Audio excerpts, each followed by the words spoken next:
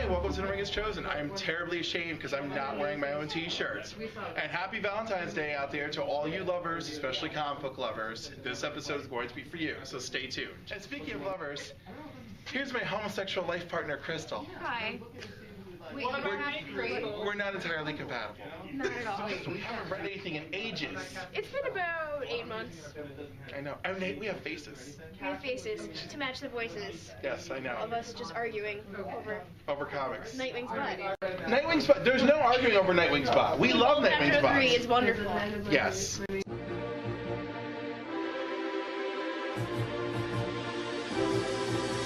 And if you need more footage of Nightwing's butt, go to my Facebook page. I often go to his Facebook page for Nightwing's butt. So, I haven't read anything in a very long time just because of life, but I just walked into the store and you handed me a book. I think it's a book we have to talk about. And it's a book we have to talk about. Because we've been with this book since issue 1. Let's see what it is. X-Men Legacy.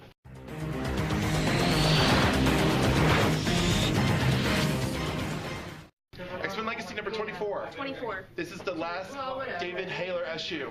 David Haller? David? David, last David issue. Professor Xavier's son.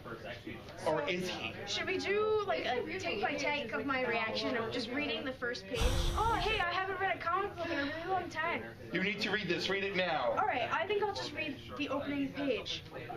Wait. Oh. Oh. Oh no! And that was pretty much it. So Only there was more of... there was more doing this and And then as we get to the last page... Oh, the last page was also my favorite. Am I allowed to read the last page? You're allowed to read the last Okay, page. so the last page, if we can get this, Is blindfold. is blindfold. And what is she saying? I rule me. I rule me, but wait, hold on. All my ladies out there, let's look at what she's wearing. A mini skirt where you can see her hoochie coochie. Don't worry, ladies, she rules herself. Right, because all of Xavier's girls wear these really tiny outfits. I wear them all the time, so I can bend over Flirtatiously, for your girlfriend. and air out my hiney. So, favorite couple. Favorite couple? Favorite couple. Man, I have a lot. I really do. We really need to narrow it down, though. I'm gonna try. Well, my favorite couple that I miss is Dick Grayson and Starfire.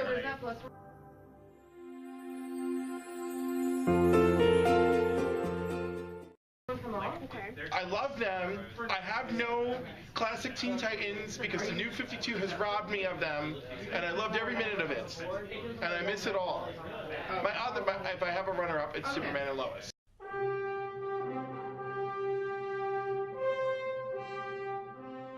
Because I think we all agree, and I think we all agree, It's like, Superman and Wonder Woman is wrong. yes, that is wrong. We've agreed. That's the no-no area. I think most people I talk to have agreed. No Superman. It's kind of and like my runner-up would be Peter Parker and Mary Jane? Mary Jane. Spider-Man, Spider-Man, does whatever a spider can. Because it's a classic, but I think the new 52 is my favorite. Let's take a guess here. Batwoman and her lesbian lover who can't get married.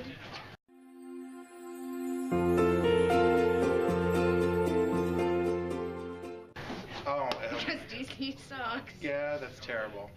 Oh, my Maggie Sawyer. Maggie Sawyer, yes. Yeah, which I didn't see that coming because I was all about Renee Montoya being like Batwoman's woman. Yeah, but And you know, they never brought her back. She was just like Nope. disappeared. we're just gonna admit, Chief goes into the "We used to love you" pre-New 52. And then there was like a picture on the wall, and they were like, "Oh yes, that was Renee Montoya. Please don't speak of her. My heart it hurts."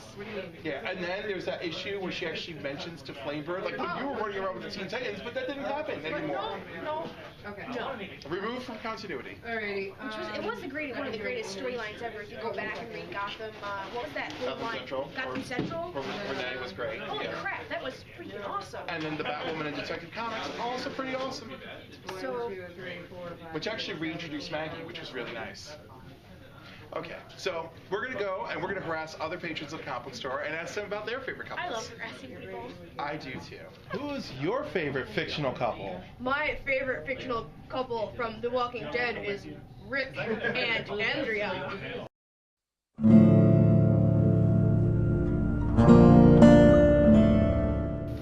Stephanie, what is your favorite Comic book couple. comic book couple? You have to ask this of me. Yes. Oh, Spider-Man and Mary Jane. That's what I said. there we go. At least we have a consensus. It is a consensus. Thank you. Guess who won the poll? Spider-Man and Mary Jane. Sidebar, this is a really cool toy. I don't know if anybody's can see it. I'll walk a little closer to the camera. Good. She's got really big boobs. And we really do like boobs here. Well, at least one of us has. Not like Nightwing's ass, but it's a great looking toy. So, that was I miss old Harley Quinn still. Me too. I miss a lot of old things. Comic books. But speaking of old things, Action Comics. Action Comics is giving me the Superman that I almost want. It's getting there. It's so close.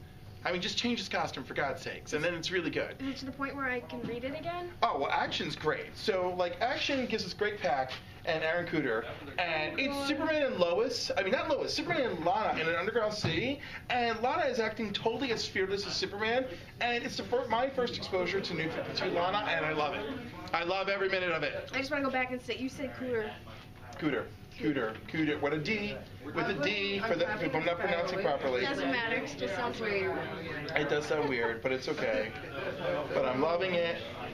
So if you're going to pick a book up, Action Comics 28, jump on board. It looks great. The Superior Spider-Man, Goblin Nation. Oh, wait, who's coming back? Peter Parker. Oh. And actually, there's a little bit of that in this issue, where in his psyche, Peter and Otto are going back and forth on who they really are. And then more importantly, Otto trying to find information on how to stop Green Goblin. Then having a really badass encounter with him and 12 other villains, only to be like, screw you, Otto, I only came here as a hologram, and I'm not going to put up with your crap, and I'm going to stop you. So Otto sends out an executive order, spoiler alert, because this is way too late now, to blow up Spider Island, to be continued. It's great. I can't wait. I just think it's very predictable. It is. But, I mean, you might as well have one of the most epic spider battles of all time before you bring Peter back. That's true. For those of us who like fun, She-Hulk #1. We do love the ladies in the comics. She-Hulk #1 is great, and we find out that she's getting paid way too much money. But you know, one of my issues with She-Hulk? How is she making so much money and having such a successful time as a lawyer and still teaming up with the Avengers and the Fantastic Four? How are you fighting in deep space, teaming up with Sword, running around with a bunch of kids from the FF, but you had time to bring in millions and millions of dollars in clients to your bosses? I mean, women are really powerful, so I don't put it past them. We have secret powers. Look, They're called boobs. you know what I think is amazing? A woman who could be a lawyer and raise 5 kids and not shoot herself. That is already amazing. And if she's single, oh my God, there should be hymns written about her for the Bible. But to be a lawyer and a superhero, I'm just like, suspension of disbelief. She-Hulk #1. It's really fun, great comedy. Go check it out. We just love when Jennifer gets in trouble. We get a little taste of Batman Eternal in Batman #28, which takes us just a little bit into Batman's future, which I think is totally weird, but does immediately reintroduce us to Stephanie Brown as spoiler. So, Stephanie fans rejoice, and Stephanie haters, well, you had your fun. And that brings me to Superman Wonder Woman #5. I may think this couple should absolutely not exist, but the book is fabulous. Tony Daniels' art is superior as always. As always. They battle Feora and Zod, and it's epic, and Wonder Woman mostly acts like Wonder Woman, which I love. Even though at the end it's all about her and Zod being like, no one dies today, and Wonder Woman emphasizes today. Still really good stuff. Wonder Woman's totally a warrior. She's usually in control of the battle, which is great because when Superman's trying to take control, she's like, no, you don't know how to do this. This is warriors fighting. Stick to your own fight. She's totally in control and giving you directions. She visits her mother on Paradise Island, who's still made of stone. She's always apologizing to her for not saving her. And her sisters are a bunch of snakes now, and they're leading her around the island too. So lots of foreshadowing for some crazy stuff coming to this book from Wonder Woman. We love Wonder Woman. I love Wonder Woman in this title. And I love classic Wonder Woman. But this one's close. And congrats on that. So between this Wonder Woman and Action Comics Superman, I almost like the New 52. If only. Almost. Keep working on that, guys. Make it happen. And with that, I'm Cliff. I'm Crystal. And thank you for joining us for our first video cast of The Ring Has Chosen.